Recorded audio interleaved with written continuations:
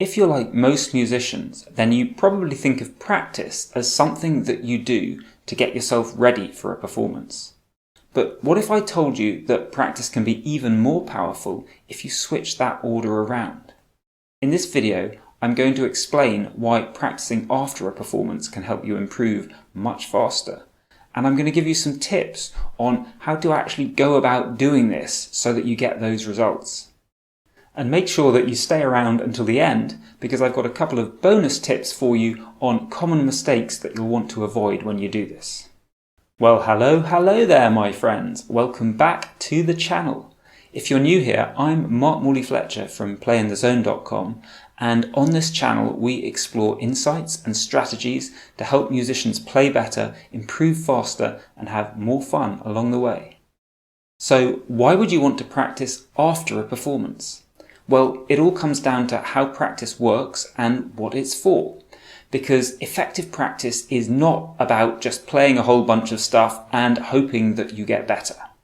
It's about taking the time to think about what specific areas of your playing you want to improve and what you need to do to improve them, and then putting in your focus and your time and your attention on those bits. And the time immediately after a performance is when your memory of how things went is clearest. And so that is what allows you to really identify accurately what are the things that need improvement and what specific aspects of those need work. And the really successful people in all areas of life have known this for a long time. For example, legendary golfer Nicklaus said, "I always achieve my most productive practice after an actual round. Then the mistakes are fresh in my mind and I can go to the practice tee and work specifically on those mistakes." So how do you actually implement this? Well, it's going to be slightly different for everyone because we're all in different situations, different personalities. But here are 3 quick suggestions from me to get you started thinking about this. And first up, if you're going to do this, then you're going to need to have a performance that you're going to practice after.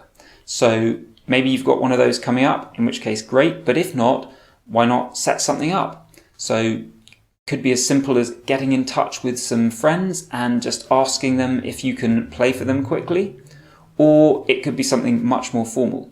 And if that feels a little bit uncomfortable, a little bit beyond you, or just difficult to do, you can always create just your own little performance thing by setting up a recording session where you're going to record a piece or two, just a camera, and that can be your performance. Second, you want to think about the details of how you're actually going to implement this. So when after the performance are you going to do this? How long after?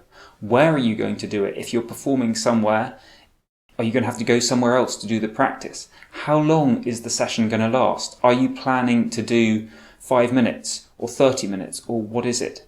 And think about actually committing to doing this. And that's going to be much easier if you've thought through the specific details, thought, right, yes, I'm going to do that, easier to make a commitment.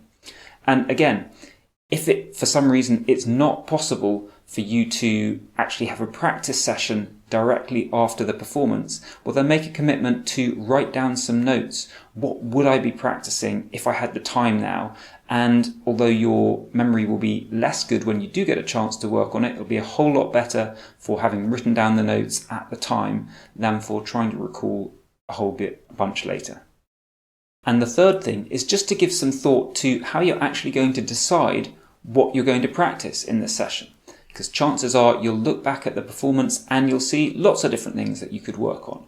So what are your criteria going to be for deciding which are the most important to you? How many things are you going to work on? Plan this in advance, otherwise it's just going to be a bit of a mess at the time. Now, we're just about to get into the bonus tips on mistakes that you're going to want to avoid. But if you're enjoying this, then please take a second to click the like button. Seriously, it would mean a lot to me, because not only does it show me that you appreciate the effort that I've put into making this video, but it also helps me to reach more people and so help more musicians. Now, there is one big danger with doing this that you're going to want to avoid, And that is when you're looking back over the performance and seeing what am I going to practice, you're typically looking for mistakes that you're going to work on improving. And that's great. That's definitely going to help you get better.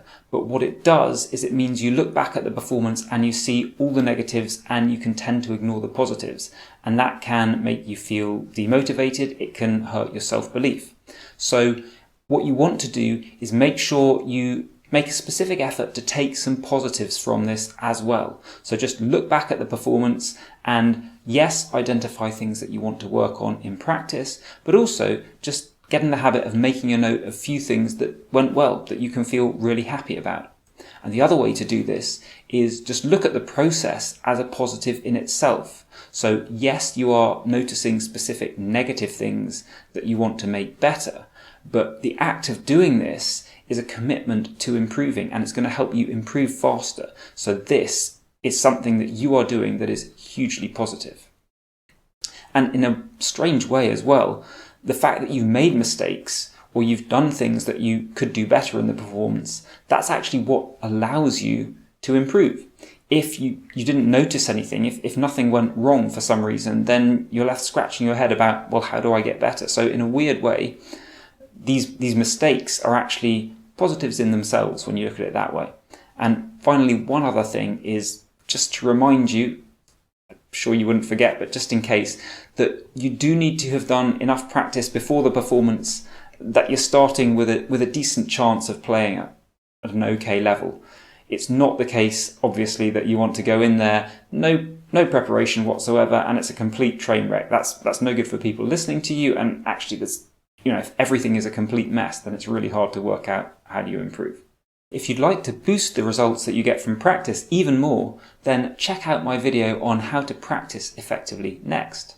And if you'd like the special practice and performance tips that I only share with subscribers, then head on over to playinthezone.com and sign up for the emails. They're free. I've been Morley-Fletcher. Thanks so much for watching. Take care, and I'll see you in the next video.